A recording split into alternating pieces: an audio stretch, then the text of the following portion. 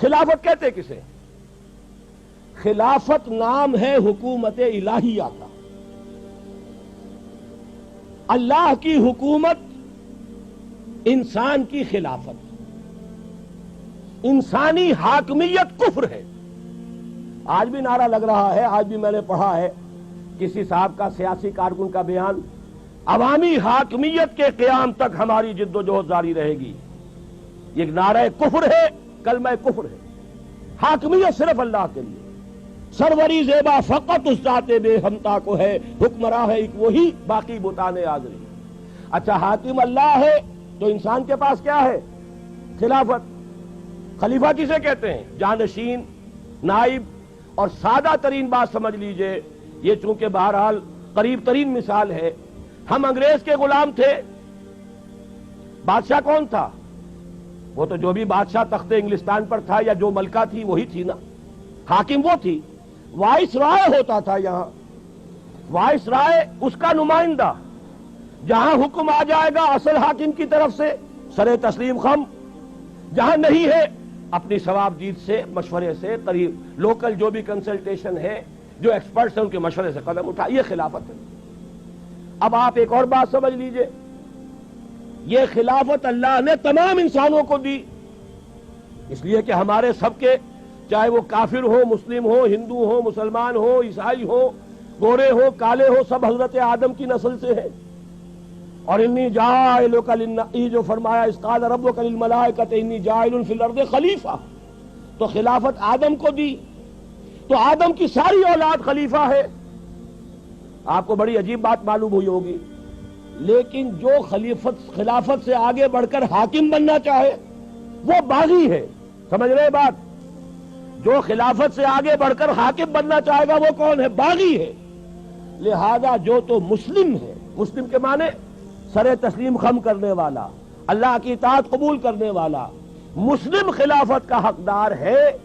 غیر مسلم باغی ہے. وہ تو در حقیقت اللہ کے خلاف بغاوت کا علم لے کر کھڑا ہوا ہے. لہذا عملاً خلافت صرف مسلمان کی ہوگی، غیر مسلم کی نہیں ہوگی، اس لیے کہ اس نے خود بغاوت کی. اب اگر بادشاہ کے 2 بیٹے تھے، اورنگزیب کے اگر چند بیٹے تھے یا کسی اور کے کوئی بیٹے تھے، کسی نے بغاوت کر دی، اب ظاہر بات ہے وہ تو پھر بادشاہ کی عین زندگی کے اندر وہ تو محروم ہو گیا تمام اعزازات سے. اسی طریقے سے اگرچہ اصلاً یہ خلافت کل بنی آدم کو اللہ نے عطا فرمائی، لیکن جنہوں نے اس خلافت سے آگے بڑھ کر حاکمیت کا دعویٰ کیا، چاہے وہ فرد ہو چاہے قوم ہو، وہ حاکمیت کا مدعی جو بھی ہے وہ گویا کہ اللہ کا باغی ہے، وہ خلافت سے محروم. اب خلافت صرف مسلمانوں کی ہوگی. 2 باتیں سمجھ میں آ گئیں. اب تیسری ایڈ کیجئے. جب تک نبوت کا سلسلہ جاری تھا، شخصی طور پر نبی جو ہے وہ خلیفہ ہوتا تھا اللہ کا، وہ وائس رائے تھا. کیوں؟ اس کا ایک وائرلیس سسٹم سے جس کا نام وحی ہے، اصل حاکم کے ساتھ اس کا ایک تعلق قائم ہے. حاکم کا حکم پہنچ رہا ہے نبی کو، لہذا اللہ کے حکم کو نافذ کرنا کس کا کام ہوگا؟ جس کے پاس حکم پہنچا.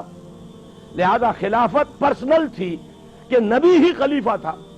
یہی وجہ ہے وہ آیت بھی یہاں پر لکھی ہوئی ہے، یا داؤد انا جعلناک خلیفۃ فی الارض. اے داؤد ہم نے تمہیں خلیفہ بنایا ہے زمین میں. خلیفتن یہ تنکیر ہے، ایک خلیفہ. گویا کہ جب تک نبوت جاری تھی نبی ہی خلیفہ تھا. نبی نمائندہ ہے اللہ کا، نبی کے پاس احکام آ رہے ہیں. ما آتاکم الرسول فخذوہ وما نہاکم عنہ فانتہوا. جو رسول تمہیں دے تھام لو مضبوطی سے، جس چیز سے روک دے رک جاؤ. ومن یطع الرسول فقد اطاع اللہ. تو اصل خلافت نبی کی تھی جیسے حضرت داؤد کی. بلکہ ایک حدیث بھی بڑی پیاری ہے، حضور نے فرمایا کانت بنو اسرائیل تسوسہم الانبیاء کلما ہلک نبی خلفہ نبی. بنو اسرائیل کی سیاست انبیاء کے ہاتھ میں تھی. جیسے ہی کسی نبی کا انتقال ہوتا تھا اس کا خلیفہ بھی نبی ہوتا تھا.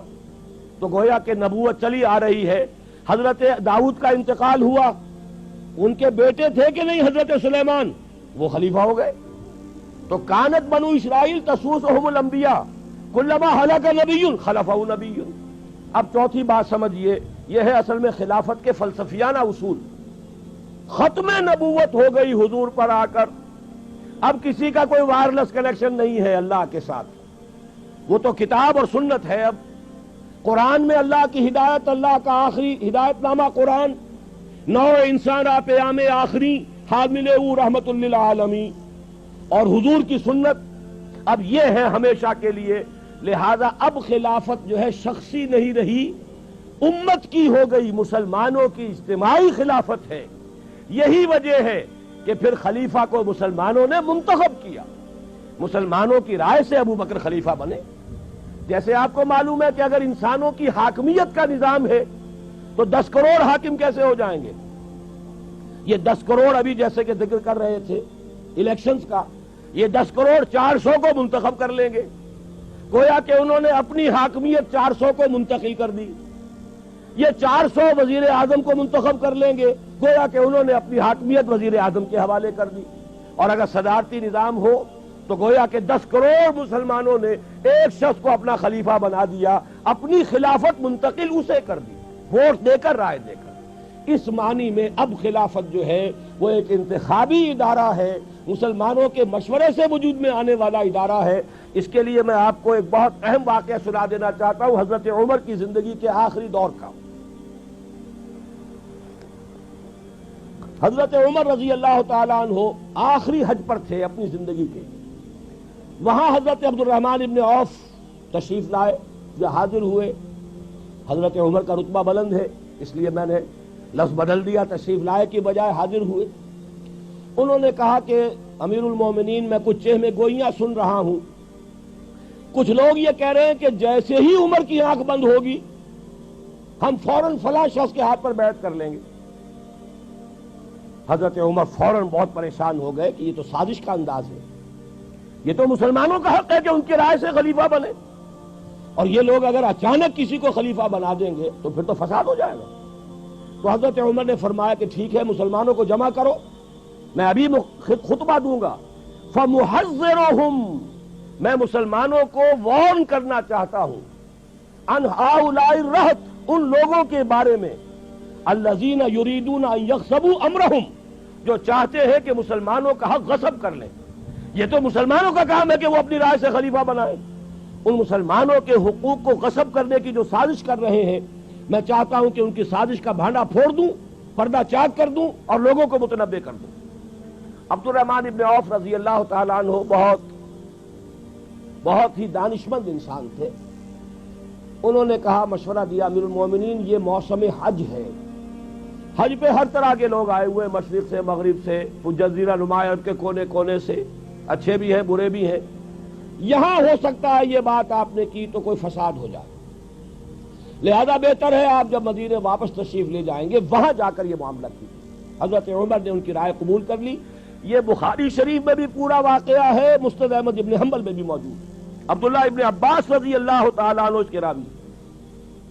مدینے جا کر پہلا کام آپ نے یہ کیا, مسلمانوں کو جمع کیا اور وہاں خطبہ دیا, اور خطبے میں الفاظ یہ ہیں, من بایا خلیفتن عن غیر مشورت المسلمین فلا بیعت لہ.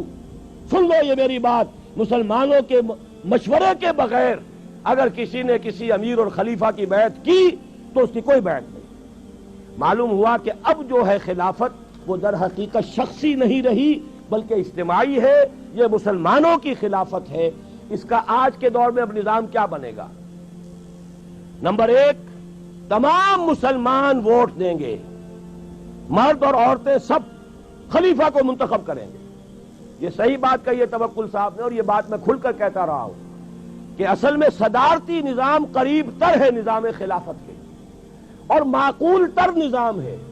یہ پارلیمانی نظام تو ہم در حقیقت انگریز کی ایک وراثت کے طور پر لے کر چل رہے ہیں. جیسے کیپ ٹو دی لیفٹ یہ انگریز کی چال ہے, اور وہ بے ڈھنگی ہم بھی چل رہے ہیں. آپ جیسے ہی توڑ خم سے آگے جاتے ہیں وہ تو پھر افغانستان سے شروع ہو جائے گا keep to the right. Afghanistan, Iran, پورا عالم عرب, پورا یورپ, پھر انگلستان شریف میں جا کر کیپ ٹو دی لیفٹ ملے گا آپ کو. تو یہ ساری در حقیقت انگریزوں کی لعنتیں ہیں کہ جو ہم نے ابھی تک سینے سے لگا رکھی ہیں. اگر یہاں شاید وہ 4 ورقہ تقسیم ہو, میں نے وہاں 8 چیزیں گنوا دی ہیں کہ انگریز کے دور کی ہر شے کو ہم نے سینے سے لگا کے رکھا ہوا ہے. انہی میں سے ایک لعنت یہ پارلیمانی نظام کی ہے. اس قدر غیر معقول نظام ہے یہ، اصل میں شرک ہے یہ بھی. اقتدار میں دو اشخاص کو آپ نے شریک کر دیا. اب بیلنس کیجئے اس میں تلاش. یا تو یہ کہ وہ صدر جو ہے وہ چودھری فضل الہی بن جائے گا اور لوگوں کو مطالبہ کرنا ہوگا چودھری فضل الہی کو رہا کرو، سارے اختیارات بھٹو صاحب کے ہاتھ میں ہوں گے، عامر مطلق بن جائیں گے. اور یا یہ ہے کہ وہ غلام اسحاق خان بن جائے گا، وہ جس کو چاہے گا چھٹی کرائے گا. کوئی ممکن ہی نہیں، کوئی ایکویشن ممکن نہیں. یہ ان کی اس لیے ضرورت ہے کہ انہیں اپنے بادشاہ کو یا اپنی ملکہ کو سر پر بٹھائے رکھنا ہے. وہ بڑی روایت پسند قوم ہے، اور میں تو یہ کہا کرتا ہوں بکنگم پیلس ہو یا ونڈسر پیلس ہو، یہ ہیومن زوز ہیں. یہ چڑیا گھر لگا رکھے انہوں نے، اور کرائے لیتے ہیں باقاعدہ سیر کرنے والوں سے، اس سے کمائی کرتے ہیں. جیسے کہ آپ چڑیا گھر میں جاتے ٹکٹ خریدتے ہیں، ایسے ہی آپ ان جگہوں پر جائیے ٹکٹ خریدیے. لیکن انہوں نے اپنے ہاں وہ چڑیا گھر جو ہے قائم کر رکھے ہیں. ہمیں ضرورت کیا ہے؟ یہاں تو در حقیقت خلافت کے نظام سے قریب تر خلیفہ کا انتخاب ہو براہ راست ڈائریکٹ ووٹ سے. اگر ہماری آبادی 12 کروڑ ہے اور اس میں اگر 4-5 کروڑ ووٹر ہیں، ان کی رائے جو ہے، اور جب پورے ملک میں ایک شخص کے بارے میں رائے دی جائے گی تو واقعہ یہ ہے جو کہا جاتا ہے کہ ہمارے ہاں صدارتی نظام بھی کامیاب ہو گیا، ناکام ہو گیا، اس سے بڑا جھوٹ کوئی نہیں. صدارتی نظام یہ آیا کب ہے؟ یہاں تو آیا ہے یا تو وہ پوسٹ مارشل لا، وہ یا یہ کہ وہ انڈائریکٹ الیکشن کے ذریعے سے کیا تھا. تو صدارتی نظام حقیقت میں ہمارے ہاں نہیں آیا، اور واقعہ یہ ہے کہ صدارتی نظام قریب تر ہے.